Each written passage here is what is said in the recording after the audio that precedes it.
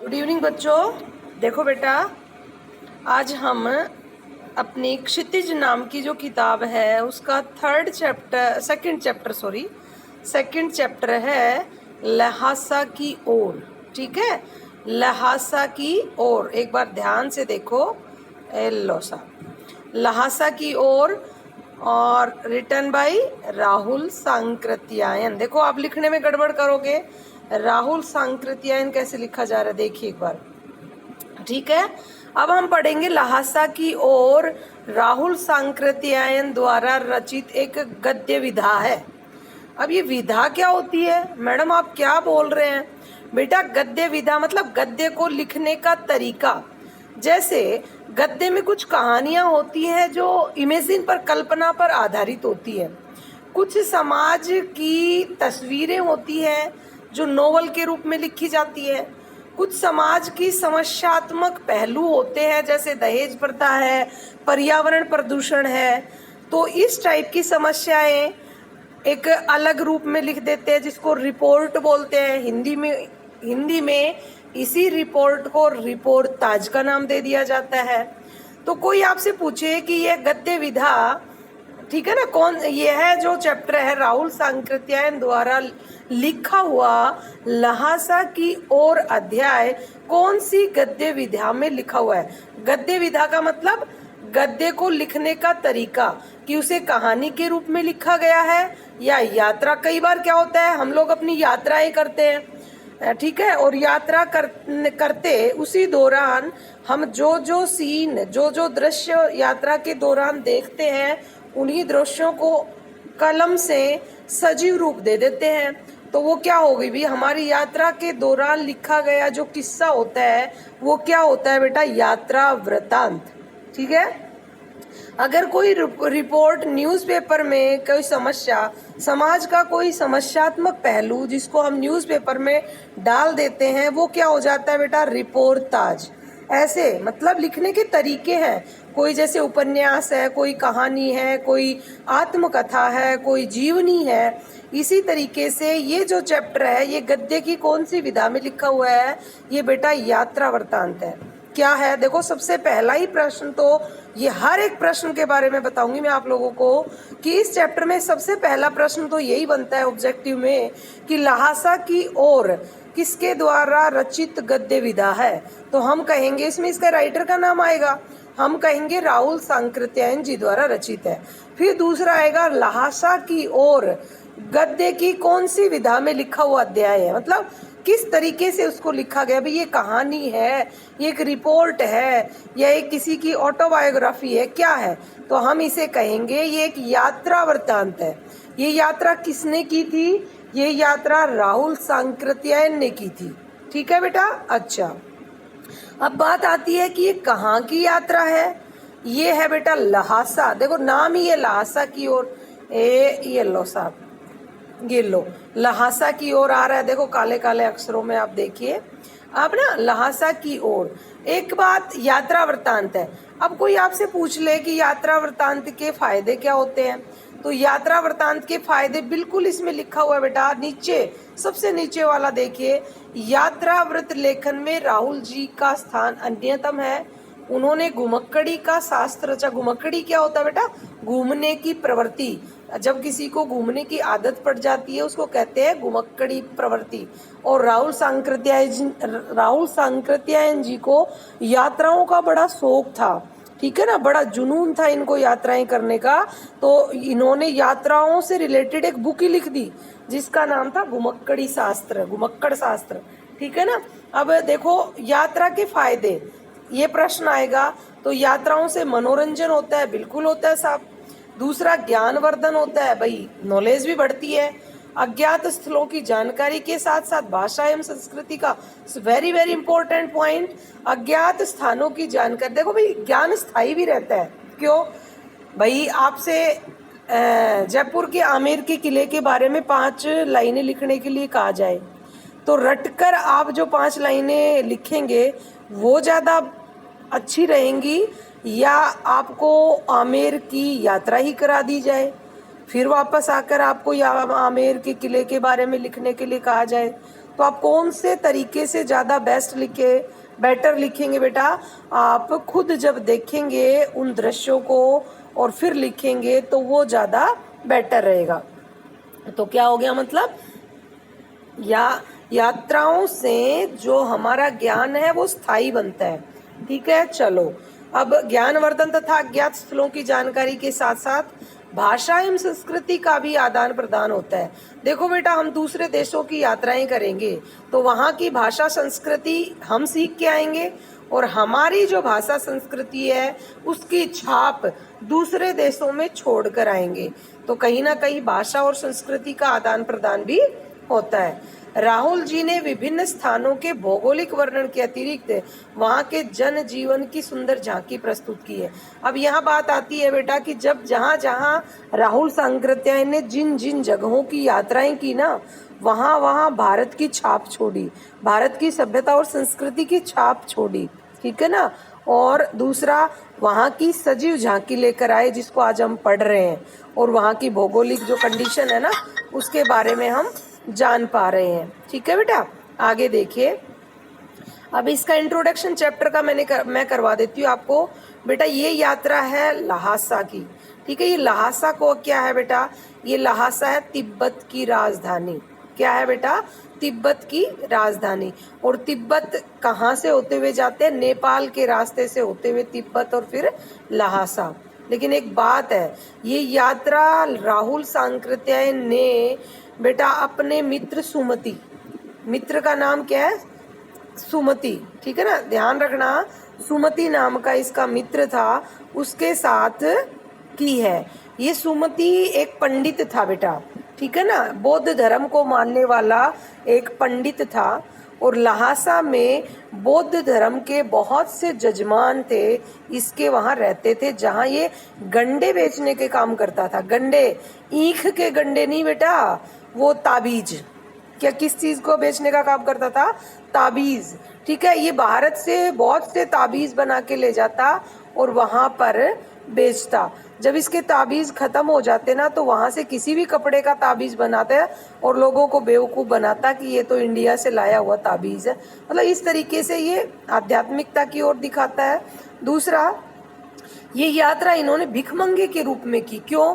क्योंकि उस समय भारतीयों को तिब्बत जाने की अनुमति नहीं थी। कि सबसे बड़ी बात है कि भाई लेखक ने ये यात्रा एक भिखमंगे के रूप में क्यों की? क्योंकि उस समय भारतीयों को तिब्बत जाने की अनुमति नहीं थी। अब दूसरी बात ये है कि जब भारतीयों को तिब्बत जाने की अनुमति हो गई ना, उसके बाद भी लेखक ने एक यात्रा भद्र पुरुष के वेश में की थी। मतलब अपनी रियल जो पोजीशन थी ना, उस पोजीशन में उन्होंने वो यात्रा की। तब उनके साथ कैसा व्यवहार किया गया? जब वो भिखमंगे के रूप में थे तो लहासा में उनके साथ कैसा व्यवहार किया गया? लहासा के लोगों की औरत के प्रति क्या सोच थी, वो सब भी बताया जाएगा। किन किन उबड़ खाबड़ रास्तों से इनको जाना पड़ा, पहाड़ी रास्तों से, वो भी बताया जाएगा। भाई ये एक जगह अपने साथियों से पिछड़ जाता है, पीछे छूट जाता है। कैसे छूटा? एक फिसड्डी घोड़ा मिलने के कारण और गलत रास्ता चुनने के कारण लेखक अपने साथियों से पिछड़ जाता है। इसमें ये भी आएंगी। दूसरा, यात्रा वृत्तांत के फायदे, तिब्बत में औरतों की कंडीशन, तिब्बत के लोगों की आजीविका का साधन क्या है, और पहाड़ी रास्तों का वर्णन। लेखक को यात्रा के दौरान किन किन कठिनाइयों का सामना करना पड़ा। मैं सारे क्वेश्चन बता रही हूँ आपको और इन्हीं के आंसर आपको ढूंढना है पढ़ते हुए। मैं पढ़ती जाऊंगी और मेरे क्वेश्चन सुन लो। पहला क्वेश्चन तो यही आ गया और ये मैंने बता भी दिया आंसर कि एक यात्रा वृत्तांत के क्या क्या फायदे हो सकते हैं। मतलब जब आप विजिट करते हो तो उसके क्या क्या जो प्रॉफिट्स है वो मिल सकते हैं आपको, ये बताना है। दूसरा, तिब्बती रास्तों पर लेखक को किन किन कठिनाइयों का सामना करना पड़ा। तीसरा, तिब्बत में औरतों को बेटा पर्दा प्रथा नहीं थी वहाँ पर। ठीक है, मेहमान नवाजी बहुत अच्छे से की जाती थी। अगर उनको ये कंफर्म हो जाता है कि आप चोर लुटेरे नहीं हो तो वो आपको अपने हाथों से चाय बना कर देंगे, आपका आतिथ्य मतलब अतिथि सत्कार करेंगे। ये सब बातें हैं इसमें। अगला है वो अपनी यात्रा के दौरान लेखक अपने साथियों से कैसे पिछड़ गया। बेटा लेखक का घोड़ा बड़ा सुस्त था, वो धीरे धीरे चल रहा था और एक जगह दो रास्ते फट रहे थे, मतलब दो रास्ते डिवाइड हो रहे थे। लेखक ने सही रास्ता न चुनकर गलत रास्ते का चुनाव कर लिया था, ठीक है, इस कारण वह अपने साथियों से पिछड़ गया था।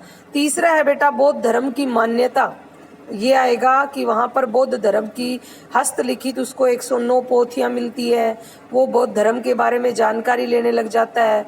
सुमति को पहले तो कहता है कि यार तू चला जाएगा तो मेरा मन नहीं लगेगा, और तू अपने यजमानों के घर चला जाएगा तो वहाँ बहुत टाइम लगा के आएगा। लेकिन दूसरी बार जब वो पोथियाँ लेखक के हाथ लग जाती हैं बौद्ध धर्म की, वो उन्हें पढ़ने में मशगूल हो जाता है, कौन, लेखक, और सुमति को यजमानों के यहाँ जाने की अनुमति दे देता है। दूसरा वहाँ पर बौद्ध मठ आएंगे, और बौद्ध मठों के जो बुद्धिस्ट होते हैं ना, जो एक तरह से महात्मा लोग होते हैं, वो खेती बाड़ी का काम भी करते हैं। बेटा पंडित वगैरह खेती बाड़ी नहीं करते ना, लेकिन वहाँ के जो बुद्धिस्ट हैं वो जमींदारों से ज़मीन ले लेते हैं, जमींदार उन्हें ज़मीन दे देते हैं, वो कुछ खेती खुद भी करते हैं, कुछ को जैसे बेगार वगैरह में मजदूरी वगैरह में करवाते हैं। ये सब वहाँ की जो के क्या बोलते हैं कल्चर वगैरह, ये सब भी बताया जाएगा।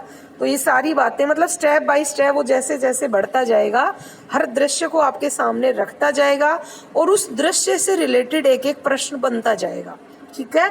अब हम इस चैप्टर की थोड़ी सी जो समरी दे रखी है इसको एक बार देख लेते हैं। बाकी मैंने सारी चीज़ें बता दी हैं इसमें, आप अगर इसकी रीडिंग भी लगाओगे तो भी समझ जाओगे। बाकी मैं आपको पढ़ते पढ़ते सारे क्वेश्चंस वगैरह तो मैंने बताए किस किस टाइप के इसमें क्वेश्चंस बनते हैं, और पढ़ाते समय मैं इसके आंसर्स भी देती जाऊंगी, ठीक है। आप तो ध्यान रखना कि मैंने कौन से क्वेश्चंस पर डिस्कशन किया चैप्टर की स्टार्टिंग में, और पढ़ते समय किस क्वेश्चन का आंसर कहाँ से ले सकते हैं हम, कि मैडम ने ये क्वेश्चन किया था स्टार्टिंग में और इसका आंसर ये हो सकता है, ठीक है बेटा। चलो संकलित अंश, संकलित मतलब लिखा हुआ है जो इस चैप्टर में, जो चैप्टर है वो राहुल जी की प्रथम तिब्बत यात्रा। मैंने कहा ना पहले तो उन्होंने भिखमंगे के रूप में की थी यात्रा, लेकिन जब भारतीयों को तिब्बत जाने की अनुमति दे दी गई थी ना बाद में, भारत आज़ाद होने के बाद, तब उन्होंने भद्र पुरुष के वेश में की थी। तो दोनों टाइम उनके साथ कैसा कैसा व्यवहार परिवर्तन किया गया था उन लोगों के द्वारा, वो सब जो उन्होंने सन 1929-30 में नेपाल के रास्ते से की थी। बेटा ये नेपाली रास्ते से गए थे, क्यों? क्योंकि उस समय भारत को भारतीय रास्तों से तो जा ही नहीं सकते थे, क्योंकि वहां जाने की अनुमति नहीं थी। तो एक प्रश्न ये भी बन सकता है, लहासा की ओर यात्रा लेखक ने कौन से सन में की थी? 1929 to 30, 1929 से लेकर 1930 के बीच में की थी। उस समय भारतीयों को तिब्बत यात्रा की अनुमति नहीं थी, इसलिए उन्होंने यह यात्रा एक भिखमंगे के छद्म वेश में की थी। छद्म का मतलब होता है बेटा गुप्त, छुपा हुआ, ठीक है ना। इसमें तिब्बत की राजधानी, मैंने बताया ना तिब्बत की राजधानी क्या है बेटा, प्रश्न बन सकता है, तिब्बत की राजधानी का नाम बताइए। तिब्बत की राजधानी लहासा की ओर जाने वाले दुर्गम रास्तों, मैंने कहा था ना पहाड़ी उबड़ खाबड़ रास्ते, दुर्गम रास्तों का वर्णन तो किया ही है और वो बहुत सुंदर ढंग से किया है। इस यात्रा वृतांत में हमें उस समय के तिब्बती समाज के बारे में भी जानकारी मिलती है। बेटा यात्रा में दो स्थानों की, दो देशों की, दो जगहों की जो सभ्यता और संस्कृति है ना, उसका आदान प्रदान होता है, ये मैं पहले ही बता चुकी थी आपको। चलो अब हम चैप्टर स्टार्ट करते हैं, ठीक है ना। ये आ गया लहासा की ओर, ये लो साहब आ गया, पढ़े फटाफट फटाफट, जहां से जो जो क्वेश्चन पूछे जाएंगे। देखो छोटा सा चैप्टर एक बार देख लो, बिल्कुल छोटा सा चैप्टर है, कोई दिक्कत ही नहीं है, खत्म कर देंगे इसको। अब हम ये लो आज ही खत्म कर देंगे, टेंशन मत लो। ये लो समरी में बता चुकी आपको, इसमें किस प्रकार के प्रश्न पूछे जाएंगे वो भी मैंने बता दिया है। वह नेपाल से तिब्बत जाने का मुख्य रास्ता है। बेटा आपको अच्छे से पता है लेखक ने लहासा की यात्रा कौन से रास्ते से की थी? क्या भारत चीन रास्ते से की थी? नहीं, नेपाली रास्ते से की थी। तो ये नेपाल का जो रास्ता है ना, जो तिब्बत की तरफ जाता है, ये वह शब्द उसी के लिए है। वो आपसे प्रश्न पूछ सकता है वह शब्द किसके लिए आता है? जो नेपाल से तिब्बत की ओर जाने वाला रास्ता है, उस रास्ते के लिए वह शब्द किया है, यूज किया है। वह नेपाल से तिब्बत जाने का मुख्य रास्ता है और उस रास्ते का नाम है फरी कलिंगपोंग। ठीक है बेटा, ये नेपाली शब्द है, तिब्बती भाषा का शब्द, सॉरी। फरी कलिंगपोंग का रास्ता जब नहीं खुला था तो नेपाल ही नहीं हिंदू, बेटा सॉरी, फरी कलिंगपोंग वर्तमान तिब्बत जाने का रास्ता है, लेकिन जब फरी कलिंगपोंग नाम का रास्ता नहीं था तो जिस रास्ते का लेखक अब जिक्र करने वाला है उस रास्ते के बारे में बताया जा रहा है। तो नेपाल ही नहीं हिंदुस्तान की भी चीजें इसी रास्ते तिब्बत जाया करती थी। यह व्यापारिक ही नहीं सैनिक रास्ता भी था, इसलिए जगह जगह फौजी चौकियां और किले बने हुए थे जिनमें कभी चीनी पलटन रहा करती थी। आजकल बहुत से फौजी मकान गिर चुके हैं। दुर्ग के किसी भाग में जहां किसानों ने अपना बसेरा बना लिया है, बसेरा मतलब निवास स्थान बना लिया है, वहाँ घर कुछ आबाद दिखाई पड़ते हैं। ऐसा ही परित्यक्त, परित्यक्त का मतलब होता है बेटा छोड़ा हुआ, त्यागा हुआ, एक चीनी किला था। ये उस रास्ते का वर्णन कर रहा है जिस रास्ते से वो तिब्बत जा रहा है, कि वहाँ पहले क्या चीज़ थी और अब क्या परिवर्तन हो चुके हैं। पहले किले वगैरह थे बेटा, वो किले वगैरह फौजी छावनियों में परिवर्तित हो चुके हैं। कुछ किले टूट फूट चुके हैं उन रास्तों में बने हुए, कुछ किलों को किसान लोगों ने अपना घर बनाकर वहाँ रहना शुरू कर दिया है। ये सब बातें बताई जा रही है। वहाँ घर कुछ आबाद दिखाई पड़ते हैं। ऐसा ही परित्यक्त चीनी किला था। हम वहाँ चाय पीने के लिए ठहरे। तिब्बत में यात्रियों, देखो बेटा मैंने कहा तिब्बत में यात्रियों को ठहरने की क्या क्या सुविधाएं दी जाती थी, उसका आंसर आ रहा है, फटाफट देख लेना। तिब्बत में यात्रियों के लिए बहुत सी तकलीफें भी हैं और कुछ आराम की बातें भी। वहाँ तिब्बती समाज का वर्णन आ गया, फटाफट देख लेना बेटा। वहाँ जाति पाति छुआछूत का सवाल ही नहीं है और न औरतें पर्दा ही करती हैं। अगर बहुत निम्न श्रेणी के भिखमंगों को लोग चोरी के डर से घर के भीतर नहीं आने देते, भाई जब उनको कंफर्म हो जाता है ना कि तो कोई बहुत लुटेरा या भिखमंगा हो सकता है, ज़्यादा ही थर्ड क्लास, उसको तो घर के अंदर नहीं घुसने देंगे। अदरवाइज आप बिल्कुल घर के भीतर चल जा सकते हैं, चाहे आप बिल्कुल अपरिचित ही क्यों ना हो। तब भी घर की बहू या सासू को अपनी झोली में से चाय दे सकते हैं, वह आपके लिए उसे पका देगी। मक्खन और सोडा नमक दे दीजिए। बेटा ये तिब्बत के लोगों को की चाय बनाने की नई टेक्निक है। हमारे यहाँ तो चाय पत्ती, चीनी, दूध डाला, उबाल दिया, लेकिन नहीं, उनके यहाँ चाय कुछ दूसरे तरीके से बनती है। देखिए, मक्खन और सोडा नमक दे दिया, वह चाय चोंगी में कूटकर उसे दूध वाली चाय के रंग की बना के मिट्टी के टोटीदार बर्तन में रख के आपको दे देगी। मतलब अगर आप अपरिचित हैं ना, तो भी अगर चाय का सामान आपके पास है तो आप किसी भी घर की बहू या सास को दे दो। चोंगी क्या होती है बेटा, वो अदरक वगैरह कूटते हैं ना, ओखली मोसली, ओखल और मूसली जो होती है, उसके लिए चोंगी का प्रयोग किया गया है। और टोटीदार बर्तन मतलब किनारीदार बर्तन, उसमें रख के आपको दे देंगी। यदि बैठक की जगह चूल्हे से दूर है और आपको डर है कि सारा मक्खन आपकी चाय में नहीं पड़ेगा, ये चाय में मक्खन भी डालते हैं भैया, सोडा नमक भी डालते हैं, ठीक है, मक्खन आपकी चाय में नहीं पड़ेगा तो आप खुद जाकर चोंगी में चाय मत कर ला सकते हैं। चाय का रंग तैयार हो जाने पर फिर नमक मक्खन डालने की ज़रूरत होती है। ये चाय बनाने की टेक्निक है कि चाय का सामान आप दे दो तो वो आपके लिए चाय कैसे बना देती है। और आपको अगर डर है कि आपका सामान आपकी चाय में नहीं डाला जाएगा, उसमें से कुछ कटौती कर ली जाएगी, तो आप उनकी रसोई में जाकर खुद चाय बना के पी सकते हैं। ऐसा तिब्बती समाज था। छुआछूत, जाति प्रथा ये सब नहीं थी, औरतें पर्दा भी नहीं करती थी, ठीक है ना। बहुत निम्न श्रेणी के भिखमंगे के डर से तो वो घर के अंदर नहीं आने देंगे, अदरवाइज आप घर के अंदर तक जा सकते हैं, ठीक है बेटा। ये आता है कि उस समय के तिब्बती समाज का अपने शब्दों में वर्णन कीजिए, उसका आंसर बनेगा ये। बिल्कुल बेटा, आगे चलो।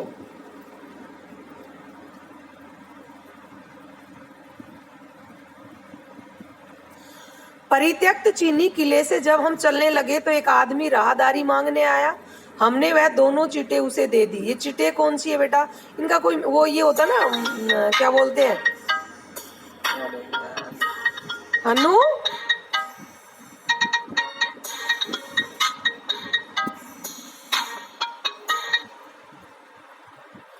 परित्यक्त चीनी, बेटा ये किसी का फोन आ रहा है, तुम जैसे बच्चों का ही है। परित्यक्त चीनी किले से जब हम चलने लगे तो एक आदमी राहदारी मांगने, राहदारी क्या होता है बेटा? राह चलने का टैक्स, टैक्स एक तरह का रास्ते का टैक्स। बेटा अनजान लोगों से ऐसे ही मांग रहे थे, वो मांगने आया, हमने वे दोनों चिटें दे दी। चिटें ये अपने किसी मिलने वाले बंदे से बनवा के लाया है और उसने ये कहा है कि चीनी तिब्बत रास्ते जाते समय अगर आपसे कोई टैक्स मांगता है तो मेरे नाम की ये चिटें उसे दिखा देना। तो वो उसने उससे राहदारी नहीं मांगी वो चिटें देखने के बाद। कौन कौन है यहाँ पर? बेटा ये खुद राहुल सांकृत्यायन और सुमति नाम का इनका मित्र है, ठीक है ना, ये दोनों जने हैं। आगे देखो, शायद उसी दिन हम थोंगला के पहले के आखिरी गांव में पहुंच गए। ये बेटा तिब्बत जाते समय रास्ते के जो गांव वगैरह पड़ते हैं ना, उनका वर्णन है। थोंगला पहुंच चुके हैं ये। यहाँ भी सुमति के जान पहचान के आदमी थे। बेटा यहाँ पर सुमति के की जो सामाजिक व्यवहार है उसका वर्णन कीजिए। तो हम कहेंगे कि तिब्बती रास्तों में जितने भी गांव थे उनमें लगभग सुमति के जान पहचान के लोग थे। इससे स्पष्ट होता है कि सुमति एक मिलनसार व्यक्ति था, ठीक है ना, एक सामाजिक व्यक्ति था। वो कैसे? यहाँ भी सुमति के जान पहचान के आदमी थे और भिख मंगे रहते भी ठहरने के लिए अच्छी जगह मिली। मतलब भिख मंगे थे फिर भी अच्छी जगह मिली, लेकिन अगली बार जब ये भद्रवेश में करेंगे ना तो भी अच्छी जगह नहीं मिलेगी। 5 साल बाद हम इसी रास्ते लौटे थे और भिख मंगे नहीं, एक भद्र यात्री के वेश में घोड़ों पर सवार होकर आए थे। किंतु उस वक्त किसी ने हमें रहने के लिए जगह नहीं दी थी और हम गांव के एक सबसे गरीब झोपड़े में ठहरे थे। बहुत कुछ लोगों की उस वक्त की मनोवृत्ति पर निर्भर है। खासकर शाम के वक्त जंग पीकर बहुत कम होश हवास को दुरुस्त रखते हैं। बेटा जंग एक प्रकार की भांग होता है, नशीला पदार्थ होता है। शाम वहाँ सामाजिक जो कंडीशन लिखोगे ना उसमें लिख सकते हो कि तिब्बत के लोग शाम को जंग नामक मादक पेय पदार्थ पीकर मस्त रहते थे, ठीक है ना। अब ये लेखक कह रहा है कि भाई इस समय जब हम यात्रा कर रहे हैं तो भिखमंगे के वेश में, फिर भी सुमति को और मुझे रहने के लिए अच्छी जगह मिली, हमारा अच्छा अतिथि सत्कार हुआ। लेकिन 5 साल बाद जब मैंने भद्रवेश के रूप में वो यात्रा की तो लोगों ने चोर डकैतों के डर से मुझे जगह नहीं दी और हम एक बहुत ही गरीब झोपड़े में ठहरे। अब ये फिर वापस अपनी यात्रा पे आ गए, पुरानी बातों को याद करते हुए कि 5 साल बाद हमने कैसे यात्रा की थी और इस समय कैसे कर रहे हैं। तो इस समय जो कर रहे हैं ना भिखमंगे के रूप में, उसी यात्रा का वर्णन है यहाँ पर। अब हमें सबसे विकट का मतलब होता है भयानक, खतरे वाली जगह। अब आप कहेंगे कि तिब्बत की सबसे खतरे वाली जगह का नाम कौन सा है? डांडा थोंगला। निशान लगा लो बाकायदा। ऑब्जेक्टिव में ये प्रश्न बहुत इंपॉर्टेंट बनता है कि तिब्बत की सबसे विकट जगह कौन सी है, सबसे खतरनाक जगह कौन सी है? बेटा डांडा थोंगला। अब हमें सबसे विकट डांडा थोंगला पार करना था। डांडे तिब्बत के सबसे खतरे की जगह हैं। 16-17 हजार फीट की ऊंचाई होने के कारण उनके दोनों तरफ मीलों तक कोई गांव गिराव नहीं होते। नदियों के मोड़ और पहाड़ों के कोनों के कारण बहुत दूर तक आदमी को देखा नहीं जा सकता।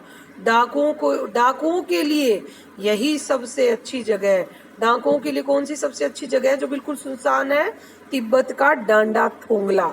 बेटा ये घाटियों वाला रास्ता है, ऊंचे ऊंचे पहाड़ हैं, यहाँ कोई भी व्यक्ति देखने को नहीं मिलता। यहाँ पर चोर लुटेरों का डर बना रहता है और किस प्रकार वो राह चलते आदमियों को लूट लेते हैं। कौन? चोर लुटेरे, उनका वर्णन आएगा। और यहाँ पर एक प्रश्न और भी आएगा कि हथियार का कोई कानून नहीं है, लोग लाठी की तरह तो बंदूक पिस्तौल लिए घूमते हैं, ठीक है ना। इससे रिलेटेड भी प्रश्न बनेगा। तो अगर डाकुओं के लिए यही सबसे अच्छी जगह है। तिब्बत में गांव में आकर खून हो जाए तब तो खूनी को सजा भी मिल सकती है, लेकिन इस डांडा थोंगला नाम की निर्जन स्थानों में मरे हुए आदमियों के लिए कोई परवाह नहीं करता। सरकार, खुफिया विभाग और पुलिस पर उतना खर्च भी नहीं करती और वहाँ गवाह भी तो कोई नहीं मिल सकता। भाई सरकार क्यों नहीं खर्च करती? किसी को मार के कोई कहीं चला जाए, छुप जाए, कोई गवाही नहीं मिलता वहाँ पर। डकैत पहले आदमी को मारते हैं वहाँ और उसके बाद देखते हैं कि उसके पास पैसा है कि नहीं। लो भाई, पहले आदमी को मारते हैं फिर पैसा देखते हैं जेब में। हथियार का कानून न रहने के कारण यहाँ लाठी की तरह लोग पिस्तौल बंदूक लिए फिरते हैं। कौन सी जगह ये? डांडा थोंगला। डाकू यदि जान से न मारे तो खुद उसे अपने प्राणों का खतरा है। गांव में हमें मालूम हुआ कि पिछले ही साल थोंगला के पास खून हो गया। शायद खून की हम उतनी परवाह नहीं करते क्योंकि हम भिख मंगे थे। अब लेखक को खून होने की परवाह क्यों नहीं थी? क्योंकि लेखक भिख मंगे के वेश में थे। लेखक और उसका मित्र भिख मंगे के वेश में थे। अगर डाकू मिल भी जाते तो बेटा भिखारी से क्या लूटते, इसीलिए उनको डर नहीं था लूटने का। और जहां कहीं डाकुओं जैसी सूरत देखते, जहां कहीं वैसी सूरत देखते मतलब डाकुओं जैसी। मैं कई कई शब्द आपके नॉलेज के लिए दूसरे तरीके से बोलती हूँ ताकि आपको अच्छे से समझ में आ जाए। जहां कहीं डाकुओं जैसी सूरत देखते, टोपी उतार, जीभ निकाल, कुची कुची 1 पैसा कहते भीख मांगने लगते। लेकिन पहाड़ की ऊंची चढ़ाई थी, पीठ पर सामान लाद कर कैसे चलते। अब आता है बेटा पहाड़ की ऊंची चढ़ाइयों को पार करना पड़ा। ये लेखक को कठिनाइयां जो आ रही है उनका वर्णन भी कर सकते हैं हम। और अगला पड़ाव 16-17 मील से कम नहीं था। मैंने सुमति से कहा कि यहाँ से लंकोर तक के 2 घोड़े कर लो, सामान भी रख लेंगे और चढ़ चलेंगे। अब इस किसने कहा? ये मैंने शब्द किसके लिए आया है? ये मैंने शब्द हमारे इस चैप्टर के जो लेखक है ना राहुल सांकृत्यायन जी, उनके लिए आया है। ठीक है, अब ये घोड़े करेंगे बेटा 16-17 मील, 1 मील में कम से कम 3 किलोमीटर। तो देख लो अब आप कितने किलोमीटर और चलना है इनको, और वो भी चढ़ाई वाली चढ़ाई चढ़नी है। ठीक है ना, तो ये घोड़े करेंगे। अब आगे देखिए,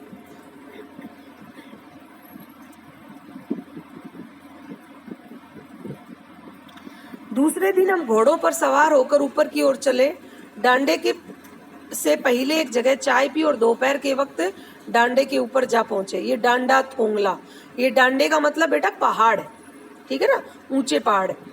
हम समुद्र तल से 17-18 हजार फीट ऊंचे खड़े थे। ये वाटर लेवल से 17-18 हजार ऊंचे खड़े थे। हमारी दक्षिणी तरफ पूर्व से पश्चिम की ओर हिमालय के हजारों श्वेत, श्वेत का मतलब होता है बेटा सफेद, शिखर चले गए थे। शिखर मतलब चोटी। बीटे की ओर, बीटे की मतलब मुंह, जिस तरफ हमारा मुंह है। बीटे का मतलब जिस तरफ हम मुंह करके खड़े हैं, हमारे फेस की साइड। बीटे की ओर दिखने वाले पहाड़ बिल्कुल नंगे थे। नंगे का मतलब उन पर बर्फ वगैरह नहीं थी और ना ही कोई वो थी, क्या बोलते हैं यार वो, झाड़ियाँ वगैरह। न वहाँ बर्फ की सफ़ेदी थी न किसी तरह की हरियाली। उत्तर की तरफ बहुत कम बर्फ वाली चोटियाँ दिखाई पड़ती थी। सर्वोच्च स्थान पर डांडे के देवता का स्थान था। डांडे के देवता, सबसे ऊंची चोटी पर क्या था? डांडे के देवता, मतलब उनका लोकल जो देवता है उसका स्थान था, जो पत्थरों के ढेर, जानवरों की सींगों और रंग बिरंगे कपड़ों की झंडियों से सजाया गया था। ये लोकल देवता वगैरह जो थान वगैरह होते हैं ना, वो कैसे सजाते हैं गाँव के लोग, पहाड़ी लोग, उस देवता को सजा रखा था उन्होंने हड्डियों वगैरह से। अब हमें बराबर उतराई पर चलना था। चढ़ाई तो कुछ, हन्नू, अब हमें 1 मिनट बेटा, 1 मिनट।